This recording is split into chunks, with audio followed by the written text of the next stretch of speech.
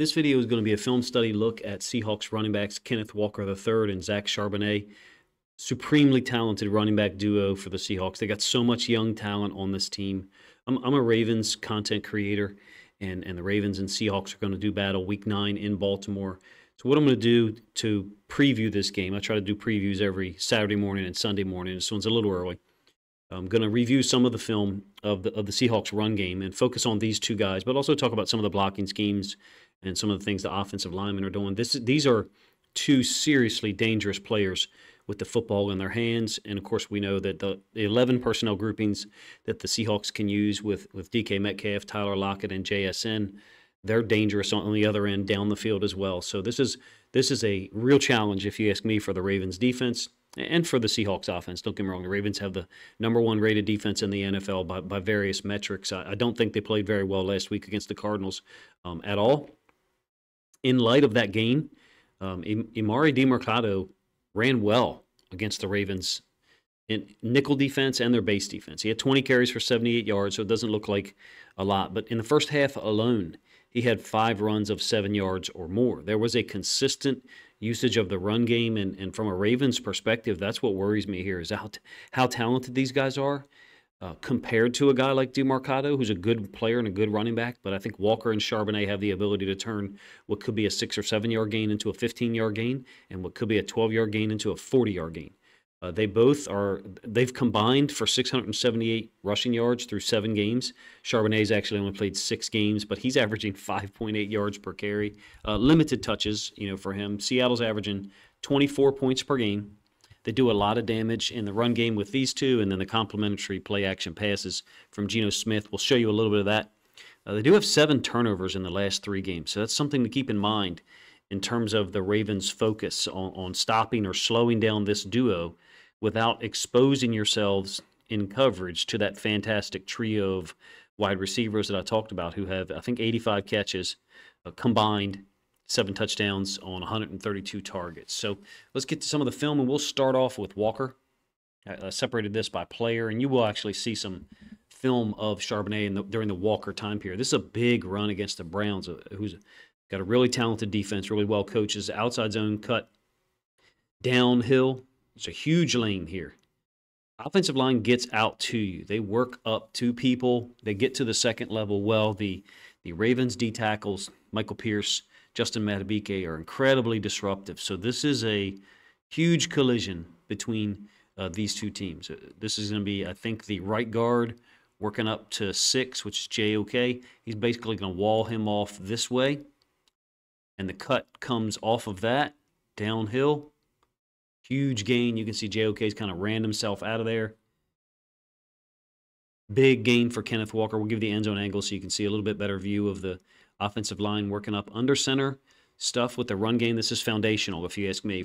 They can get in the shotgun, 11 personnel, and throw the ball and do well with it. Don't get me wrong, but this is foundational stuff for them. You can see that you've got a scoop block on the backside, basically pinning down number 6, who's run himself out of there. Great cutback by Kenneth Walker III. Their athletic ability for these two players is really high, and they present danger every time they have the football. He has the athletic ability to bounce and create yards where perhaps there are none. It's a nice job by Fant on the top side, dealing with Cardinals outside linebacker Smith-Njigba, 52, who's actually a Baltimore guy, young guy who's from Baltimore originally. But Fant is up here dealing with him. Fant is these tight ends are big. But in any case, you're going to see him press the line of scrimmage and then bounce it outside. He did this against the Lions, first play of the game, I think, or maybe second play of the game in Week 2 this year. He had 2 runs last year that were created by him and his vision and his ability to bounce. This is a super talented running back. He will run on his tracks, however, when he's supposed to. This is a bang-it run, then take it right at the defender, the safety. He will run it on his track. Fant blocks well, by the way, 87. He's also got a big catch that I'll show you in this video. I don't have all of the Seahawks offensive film for the entire season. Just so you know, I categorize and label every single offensive play for the Ravens and the Lions, and that's my focus. So I can't do the same thing for any more teams than that. There's only so much time in the day, and I get huge help from one of the Lions fans that's in my Patreon. So this is Fant on the backside working on the D tackle, and then he's going to work his way up to help with the safety on the backside, basically giving Kenneth Walker another shield for a nice run on outside zone that he cuts downhill. Like I said, made plays against the Browns, who's one of the toughest defenses in the league. I thought Walker matched or their speed, their athleticism, and in some cases even exceeded their speed and athleticism, which I think they have that in spades across all three levels of the defense. I'm talking about the Browns. You see the speed and running outside and getting big chunks of yards down the field. He's capable of running inside. This is a short toss that's designed to cut inside. He's a tough runner. This is a complete running back. I remember seeing him his last year in college pretty much dominate Michigan, who went to the national title game, I think, that year. This is a swing pass, complete to Walker out in the flats. His commitment, first of all, once he catches the football, he is not scared at all. I mean, he's an NFL running back, so he's not going to be, but he will run downhill into contact. So when I show you plays of him cutting things back or creating space, he's also a guy who will bang it and run downhill where he needs to. I also like the design here. They do this a lot. They get tight ends out in space and work on people. Now, this actually ends up being essentially a double team. And once the second tight end, Fant, has come in to work up to him, the first tight end works his way up. This is brilliant stuff. I love the design of this. Don't get me wrong, other teams do these type things, but the size and athleticism of these tight ends for the Seahawks and their ability to block out in space, I think, is a huge threat for this Ravens defense out in space. 13 personnel versus the Lions in week 2. We're going to show some of the foundational elements in terms of the run and then play action boot conflict that they will put your defense in and what that causes inside linebackers to have to do. So this is 13 personnel. These tight ends are dangerous. You've got 3 tight ends down here faking the run flow to the side, and then Gino's going to kick back to the top side of our screen, the left-hand side of the offense where DK Metcalf is located. DK is just basically running a clear-out route, and you've got 2 tight ends, one running the high, under, one running the low. And you can see the inside linebacker's been compromised. Well, why? Because the run action took him that direction. So this is Anzalone, the guy who I just spot shadowed or circled on the run action. He's got to go downhill because he's trying to get there. Well, he's got to be a little bit more patient. They tore the Lions up with this concept. Their tight ends, I think, were 10 for 10 on targets in this game, and a lot of it was stuff like this, where you see run action to one side and then corresponding over or under routes originating from the flow side, crossing the face of inside linebackers, or in some cases, getting behind them for big gains. It's a classic, timeless concept.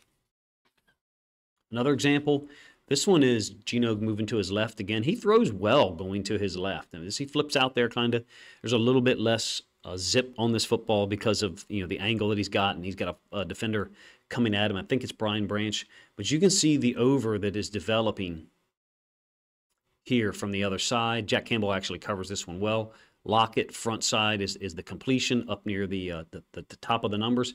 Strong arm by Geno Smith, and he will get rid of the ball quick. He's turned the ball over some in recent weeks. I think the Seahawks would do well to have these run plays and these complementary play action passes off of it to get him off to a good start early. I think it's imperative for the Ravens to, I don't want to say stop, but at least slow down the run game early to remove that from the playbook somewhat. It doesn't mean that they can't go 11 personnel shotgun and throw the football some, because they can, and I'll show you that in another preview video. But the point is trying to remove some of those options early in the game of the last 2 plays that I showed you, the under center play action stuff. And for me, that means stopping the run first. It's another play action to Walker, and it's going to be targeting Fant up the left sideline against an outside linebacker. Why am I showing you this play? It's not to Walker. Well, when they go 13 personnel or even 12 personnel, which I'll show you one of those plays during the Charbonnet section here in a moment. When they go 13 personnel, what does it do? It forces the defense to keep their base defense on the field. You can see outside linebacker, James Houston at 4th, who's since injured. He got injured in this game, actually. Aiden Hutchinson, another outside linebacker. 2 inside linebackers. And then you got your 4 DBs. Not really in an umbrella, but there's corner safety, And then there's Cam Sutton and C.J. Gardner-Johnson, who also got hurt in this game. So base defense, it has been elicited, and then they formation the tight end into the boundary. It's going to be very difficult to roll a safety down over here and keep this other safety in the box to deal with this two tight end side. It's a tough formation. I call it twin wing. It's a tough formation out of 13 personnel because you got to step your outside linebacker out to the boundary, and they did, and then they attacked him. So brilliant usage of personnel, if you ask me, then the play fake to Walker, but also isolating their big tight ends, one of their big tight ends, on an outside linebacker who's not used to being in coverage 15, 18, 20 yards down the field. Hopefully I said that in a way that makes sense. When I say that it's foundational, I believe it is. Oftentimes the play action stuff is half field, so you can see all three receivers are on one side. And I don't say that to denigrate Geno Smith at all. I totally disagree with people who characterize half field reads as an indication that the quarterback can't do other things. It's just backwards thinking. Play action pass down here in the end zone to Lockett going across the field. You can see Charbonnet is in the game. It's a beautiful throw by Geno Smith. This is the conflict that they want to create with the run action to one side over concepts, crossing face of the linebacker. In this case, you've got man here. Sutton was originally manned on Metcalf, and he releases Metcalf inside but doesn't drop off quick enough to help out the crosser, which is Jerry Jacobs trying to cover Lockett. Too much space, too much room. Great throw by Geno Smith. Last illustration of play action here. Lions bring pressure, and I don't know whether, it's first down, so maybe they're bringing both corners to try to stop the run. It ends up being a 2 deep, 3 under coverage, very unusual for my taste anyway. But here's the two corners that are blitzing from the top side and the bottom side. Branch, I think that's Jack Campbell, and Alex Anzalone is the 3 under, and then here's your 2 deep distribution. Jack Campbell's looking for work. Actually does a nice job trying to find work, but Geno Smith gets it out to DK Metcalf wide open. Some people called it a blown coverage. It was not. It's a run stunt. You can see that both of these corners are blitzing. I'm not sure the time during the game here, to be honest with you, in terms of, has Seattle been running the ball extremely well, but Geno's been quite agile this year. The run game, to me, sets up these play action pass plays. I don't think you need to bring both corners all the time to do it if you're the Ravens, but the Lions have pretty good run defense as well, and they had trouble against Charbonnet and Walker. Against Walker, excuse me. All right, a draw to Walker. His instincts are lethal in any amount of space. They're logging with the left tackle here. So what I mean when I say logging with the left guard, is these guys are all pass setting. The center is going to go get this D tackle here, and the left guard's going to log and loop into the A gap. So basically they're cross blocking, exchanging it. Center is kind of pass setting it, forcing that D tackle into the B gap. So the left guard can log up to the inside linebacker Campbell, who actually makes the tackle. Nobody else was able to recognize it. Just get Kenneth Walker third the football. Like that makes him dangerous on any concept. Outside zone, toss, draw, pass plays. A super talented guy. No reason why he can't be a 1,000-yard rusher every year. I guess the only one is that Charbonnet's going to get some carries too. A catch against the Lions. He's got really good hands. He can avoid tacklers and play through contact. You can see he does not go to the ground, but all 3 Lions defenders dealing with him did. This is a very special talent, in my opinion, and he's going to be a challenge for the Ravens, for any team to stop, for that matter. I would recommend if he's in the shotgun and releasing like you just saw, trying to chip him with outside linebackers, remove some of those routes from Geno Smith's vision and options, because the more options he has with all these talented guys, it just makes it a pain in the butt to try to defend. All right, Charbonnet, like I said, he's averaging 5.8 yards per carry, very abrupt, great vision if you ask me as well, just like Kenneth Walker III. I think last week against the Browns, 5 carries for 53 yards. You'll see 3 of them here in this video, and 2 of them are quite big like that one. Great vision, and when he gets downhill, he finds lanes but stays at full speed. He's just a very well-trained running back and looks like he has great ball security to me. Like I said, the Seahawks have 7 turnovers in the last 3 weeks. I'm not aware that Zach Charbonnet has been involved in any of them. I don't really know a whole lot about him, but He looks like a really well-trained running back to me. I do know that he played at UCLA, had a tremendous college career, and to me looked like a guy who could have been drafted earlier, just like Kenneth Walker III. 20-yarder against the Browns on a give. A little bit of an off-target snap, but Geno Smith handles it very well. And Charbonnet gets downhill in the C-gap. The tight end is Fant, and he's dealing with the D-end on the front side here. So he's just basically going to base him out, and then Charbonnet is going to go underneath of that block. Basically, I would call this a same-side run. I'll show you the end zone angle in a moment. Downhill stuff. Looks like it could be a read. Geno looks a little uncomfortable with the mesh there, but I think part of that was the snap was a little bit off target, so his body positioning was unusual and not the way that you would practice. But, I mean, you do practice bad snaps. You should, at least. End zone angle, same play, and you'll see what I mean about Fant dealing with the tight end here. And then watch these two guys, right guard, right tackle. There was two different right tackles in the game against the Browns. I'm not sure why, that is, if someone got hurt or whatever. But they combo up well. Right tackle stays on the D tackle. 75 punches. The near side hand. It looks to me like he's kind of lifting up the shoulder of the Browns D tackle, which is great because it destroys his posture. And then the guard is able to work up to number 5, who I thought really had trouble dealing with blockers. And both of the inside linebackers for the Browns, I thought last week, had trouble when guys were able to work up to them and get in their face. I mean, it makes sense. Any inside linebacker is going to have trouble with 330-pound guys in their face. All right, this is a 3rd and 1. This is a crucial moment, I thought, in the second half. The Browns have, at this point, I think, 7 consecutive 3rd down stops in the game.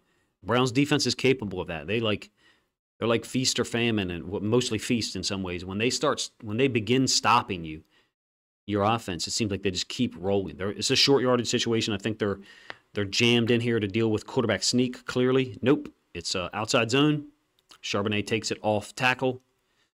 Zadarius Smith thinks he's being held. I'm not sure, but Charbonnet nearly busts this. If he doesn't fall down, he could be taking this to the house. So the right tackle is going to deal with Zadarius Smith. 89 is going to deal with Delpit, who's rolled up into the boundary. Got your goal line look. And 5 is unblocked, but he's unable to get there because of Charbonnet's burst. How quickly he's able to get off tackle. And you can see he's pretty pissed off, looking for reasons why it happened. All right, you can see both of these guys are dangerous. The nickel safeties and DBs are gonna have to get involved in tackling these guys. I think you're gonna need those guys involved to tackle well because they run so hard. And this is a cheat concept, really. It's 13 personnel, so you got 1 tight end up here, 2 down the bottom, and then rookie wide receiver Jake. It's a Bobo, running in motion. So what's going to happen here is the inside tight end is going to take on Charles Harris. And then Bobo is a receiver, but he blocks like a tight end when he's on the move like this. He will engage Charles Harris second. I mean, look, they KO him. It's a tough concept whereby you're getting engaged by the tight end, and Harris is certainly winning from a hand placement standpoint here. He stood the tight end up, so he's doing a good job. But the problem is you're getting engaged late. And when you don't have any awareness of it like this, you just get KO'd. The Rams, 49ers have used this for years now. Everybody runs this play. This is, to me, one of the foundational things they do with Charbonnet on the field is this play right here. I've got like 6 different iterations of this play and or the complementary play action off of it, which I'll show you here in a moment. Same formation, same personnel grouping, fake toss or the toss, one or the other. And it's all built off of that initial run play. Here's the very same play, except this is the play action. You can see C.J. Gardner-Johnson's blitzing off the edge. Hesitated just for a moment. Again, they gave the Lions tremendous issues with these over routes from the opposite side of the run action. So you got the run action, very similar to the play I just showed you. Could be toss here with Bobo, blocking. Now he's giving like a little level change run fake, which is a dead giveaway that, it's play action. But in any case, you've got Fant, I think runs a vertical. And then from the other side of the field, you're going to have this route here. So it's the same concept repeatedly against the Lions. Puts that inside linebacker in conflict, horizontal conflict to his right, and then having to return direction back to his left. One of the things we would talk about with, if you're the field side linebacker and you've got flow to the boundary, you can't cross this midline until you know. And I think Malcolm Rodriguez gets a little too far over here. You can see he's a third of the way from the hash to the top of the numbers. That we would call this like a wall or a boundary line for you until you don't go until you know. And in this case, 89 ends up crossing his face wide open. He can't finish the tackle. Great concept. It's timeless. It's just timeless. No matter what they do to the rules, these concepts will be there and be available for offenses. Horizontal conflict. They just destroyed the Lions with that stuff. This is Charbonnet again. Same motion in a lot of ways. And he's cutting downhill. He always falls forward. That's the thing I want to mention about this play. Also, you got the X receiver, Bobo, coming across, potentially in a hide concept. So they're trying to get someone here to move. They're trying to get them to move across the formation for whatever reason, or just see how they react, and then maybe come back to the play action later because no one responds. We call it a hide concept. This will be X hide, coming across the formation underneath behind the heels of the offensive line while they're working up. Look at how he falls forward. This is kind of typical for Charbonnet from what I've seen. Always going to fall forward for 2 or 3 more yards. Really reminds me in some ways of a bigger version of like a J.K. Dobbins, the ability to come downhill, the ability to run laterally and then make a cut downhill, but always fall forward for 2 or 3 yards. It catches the ball extremely well, physical, doesn't just run out of bounds on this play. He will deliver a blow. He's going to play football through the entirety of the width of the field. This spectacular draft, once again, for the Seahawks, and it's almost unfair that they have so much young talent, particularly these 2 guys at running back. You guys let me know what you think of the film study, how I talked about their run game being a foundational element. I mean, they could come out on 11 personnel and throw the ball and succeed.